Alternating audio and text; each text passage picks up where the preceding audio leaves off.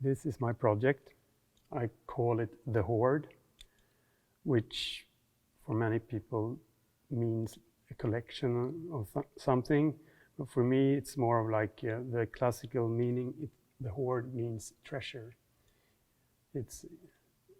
So that's what I call this. But it's more like an image of what I do. It's not really a treasure, but a collection of pieces that might be valuable, but might not be valuable as well. It depends on what's going to happen with the pieces afterwards. So I work with the silver, copper, bronze, precious stones, and I work mostly in wax or in the material itself. When I sculpt, I work with sculpting wax like this. And when I work, I try to work very spontaneously with something, like making a ring or a sculpture or something like that. I could make a ring like really, really quick.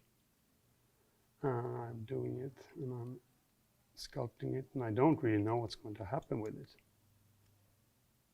Maybe it's going to be a figure, maybe it's going to be a flower or something evil, or a very beautiful thing only like this.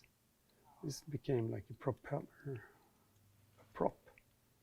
If I have like a person I work with sitting opposite to me here, I would like to ask him what he wants and what he prefers to do, and maybe that person has some input, and I would try to incorporate that in my work.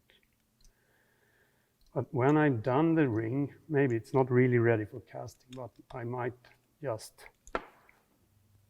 take it down a notch and incorporate it in a harder material, so it's easy to finish it.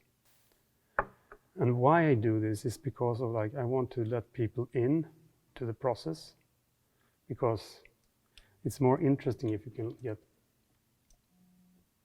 some sort of communication, so I can mediate the idea of craft, because I think that is something we lost over time. You see it only when you go to like your shoemaker, or very seldom in this context, like the art context. You never see people doing stuff actually.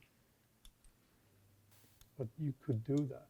I'm going to try this in my practice now, forthwith, and in this, at the modular bench, as I call it, I made this to be a part of this project. So, but it will be possible to use this both as furniture and just like a meeting place for people.